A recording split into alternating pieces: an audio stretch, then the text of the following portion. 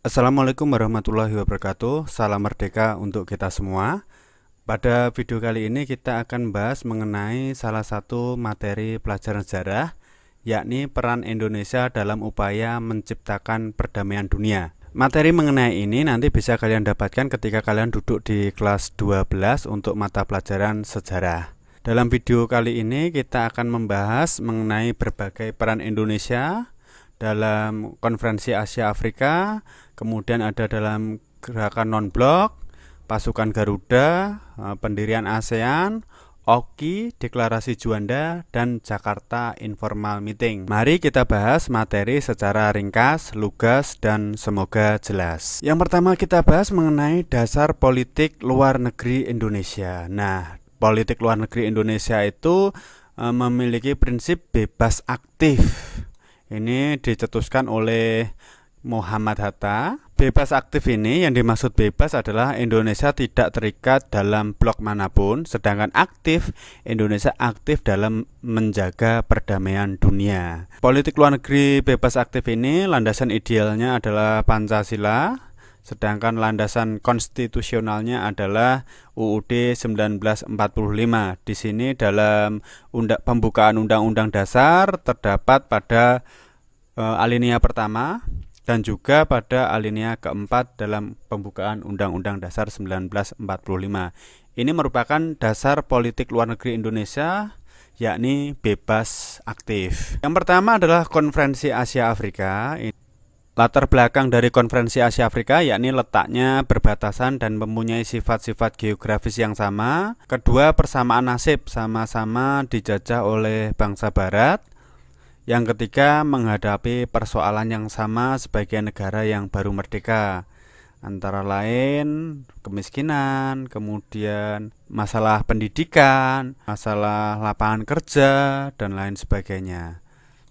Selanjutnya ada pun tujuan dari KAA, yakni memajukan kerjasama, persahabatan, perhubungan antar bangsa Asia Afrika. Dua, kerjasama dalam bidang sosial, ekonomi, kebudayaan di antara bangsa-bangsa Asia Afrika. Dan yang terakhir adalah turut serta dalam mewujudkan perdamaian dunia. Adapun tokoh pelopor KAA antara lain dari Indonesia ada Ali Sastro Amijoyo, kemudian dari India ada Jawaharlal Nehru, kemudian ada Muhammad Ali dari Pakistan, kemudian ada Sir John Kotelawala dari Sri Lanka, dan ada UNO dari Burma atau sekarang namanya Myanmar. Pelaksanaan KAA dilaksanakan pada tanggal 18 sampai 24 April 1955, diselenggarakan di Kota Bandung, Indonesia. Nah, pada KAA ini diikuti oleh 29 negara dari 30 negara yang seharusnya datang. Satu negara yang tidak hadir adalah Rhodesia yang sedang mengalami masalah internal di negaranya. Adapun hasil dari KAA disebut Dasasila Bandung. Peran Indonesia dalam KAA itu dibuktikan dengan Indonesia bertindak sebagai pemrakarsa sekaligus penyelenggara KAA yang pertama. Kemudian beberapa jabatan vital dalam KAA dipegang oleh putra-putra bangsa Indonesia. Misalnya saja Ali Sastro Amijoyo dipilih sebagai ketua dan Ruslan Abdul Ghani sebagai sekjen KAA. Ini merupakan tokoh pelopor dari KAA. Ini merupakan Dasasila Bandung, merupakan hasil penting dari KAA. Terdapat 10 sila, antara lain ini menghormati hak-hak dasar manusia, kemudian menghormati kedaulatan dan integritas teritorial semua bangsa, mengakui persamaan semua suku bangsa dan persamaan semua bangsa, besar maupun kecil. Yang keempat, tidak melakukan intervensi atau campur tangan. Yang kelima, menghormati hak-hak setiap bangsa untuk mempertahankan diri secara sendiri maupun kolektif sesuai dengan piagam PBB. Yang keenam, tidak menggunakan peraturan-peraturan dari pertahanan kolektif untuk bertindak bagi kepentingan khusus dari salah satu negara besar dan tidak melakukannya terhadap negara lain. Kemudian yang ketujuh, tidak melakukan tindakan-tindakan atau ancaman agresi maupun penggunaan kekerasan terhadap integritas wilayah maupun kemerdekaan politik suatu negara. Yang kedelapan, menyelesaikan segala perselisihan internasional dengan jalan damai. Yang kesembilan, memajukan kepentingan bersama dan kerjasama. Serta yang terakhir, yang kesepuluh, yakni menghormati hukum dan kewajiban-kewajiban internasional. Itu tadi merupakan peran penting Indonesia dalam konferensi Asia Afrika. Selanjutnya ada gerakan non-blok, muncul setelah diselenggarakannya konferensi Asia Afrika di Bandung pada tahun 1955. KTT gerakan non-blok pertama dilakukan pada tanggal 1 September 1962 di Beograd, Yugoslavia. Adapun latar belakang dari gerakan non-blok antara lain munculnya blok barat dan blok timur, kemudian adanya dokumen Brioni yang membahas tentang cikal bakal gerakan non-blok. Selanjutnya terjadi krisis Kuba tahun 1961. Kemudian ada kecemasan terhadap adanya perang dingin, ini terutama bagi negara-negara yang baru merdeka. Dan yang terakhir adalah pertemuan para pemimpin di sidang PBB. Yang dimaksud pemimpin itu adalah ini, 5 tokoh yang mempelopori berdirinya gerakan non-blok.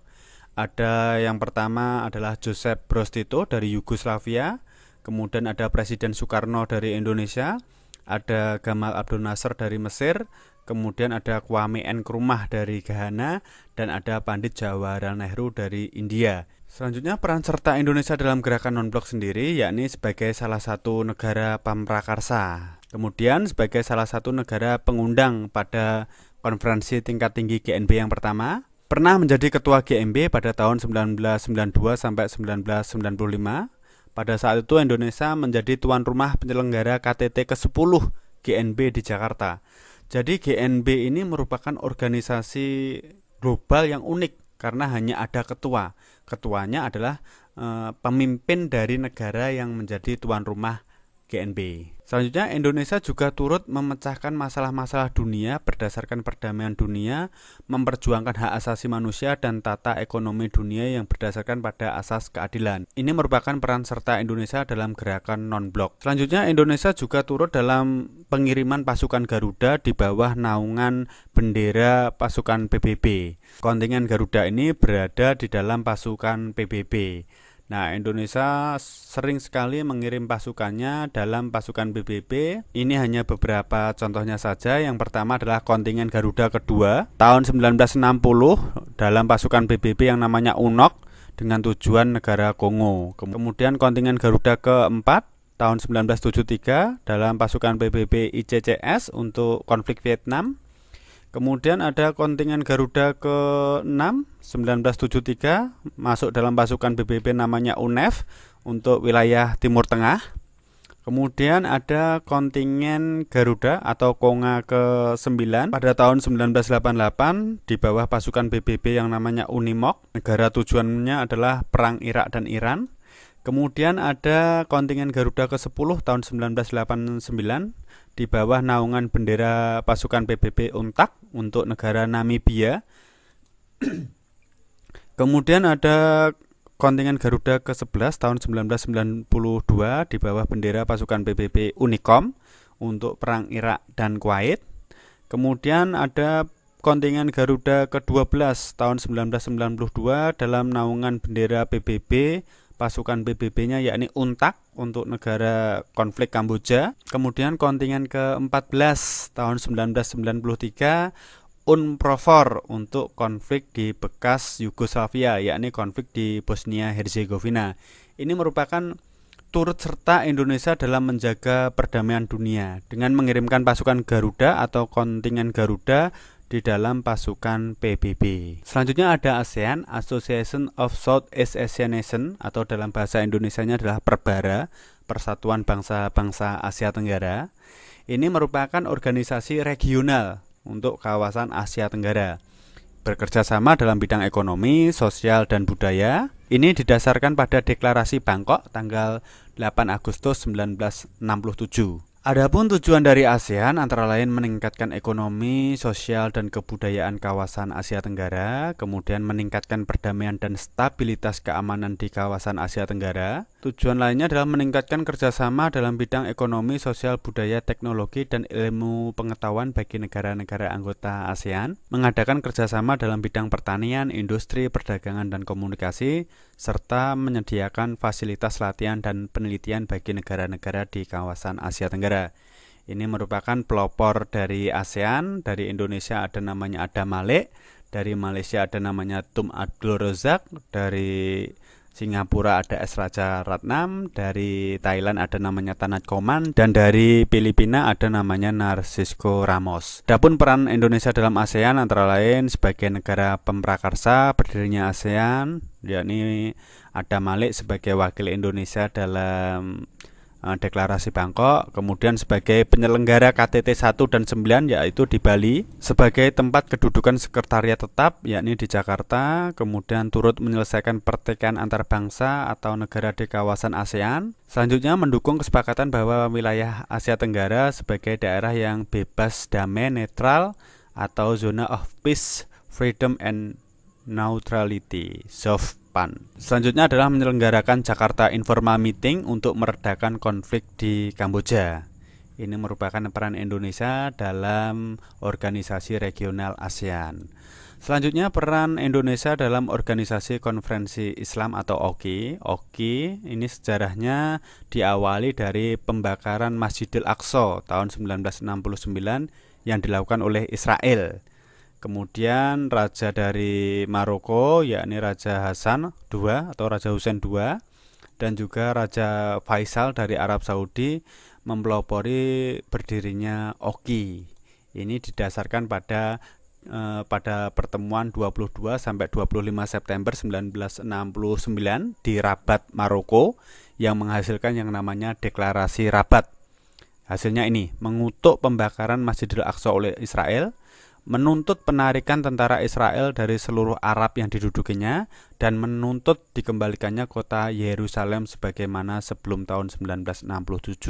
Ini merupakan sejarah berdirinya OKI. Tujuan OKI meningkatkan solidaritas Islam antar anggotanya, berusaha menghapuskan perbedaan rasial, kolonialisme dalam segala bentuk dan manifestasinya serta masalah diskriminasi, mengkoordinasi usaha-usaha untuk melindungi tempat-tempat suci agama Islam, membendung dan membantu perjuangan rakyat Palestina untuk memperoleh hak-hak serta tanah airnya, serta memperteguh perjuangan Islam dengan maksud melindungi kehormatan kemerdekaan dan hak-hak nasional. Selanjutnya, peran Indonesia dalam OKI antara lain, Indonesia menjadi salah satu dari 24 negara yang menghadiri KTT pertama di Rabat, Maroko.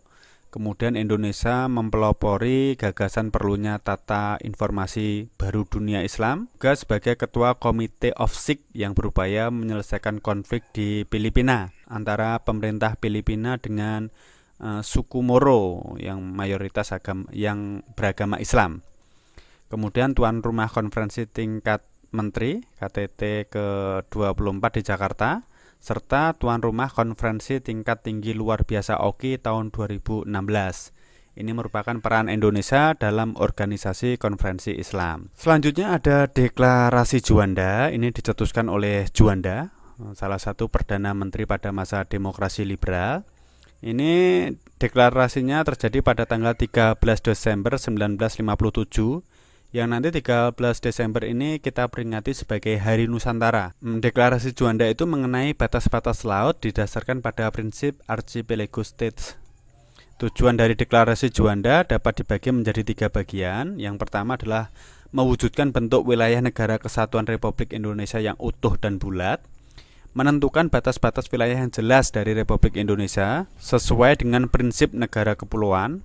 Yang ketiga adalah mengatur lalu lintas pelayaran yang damai serta pada saat yang sama dapat menjamin keutuhan dan keamanan Republik Indonesia. Isi dari Deklarasi Juanda sendiri adalah bahwa Indonesia merupakan sebuah negara kepulauan yang memiliki corak tersendiri.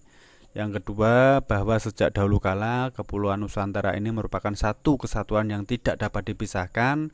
Serta yang ketiga adalah ketentuan ordonansi tahun 1939 yang dianut sebelumnya dapat memecah belah kesatuan dan kedaulatan Republik Indonesia. Deklarasi Juanda ini tidak langsung mendapatkan respon positif dari dunia internasional. Baru pada tahun 1982 PBB menetapkan Konvensi Hukum Laut ketiga, United Nations Convention on the Law of the Sea, dikeluarkan pada tahun tersebut serta diratifikasi oleh mayoritas negara-negara di dunia.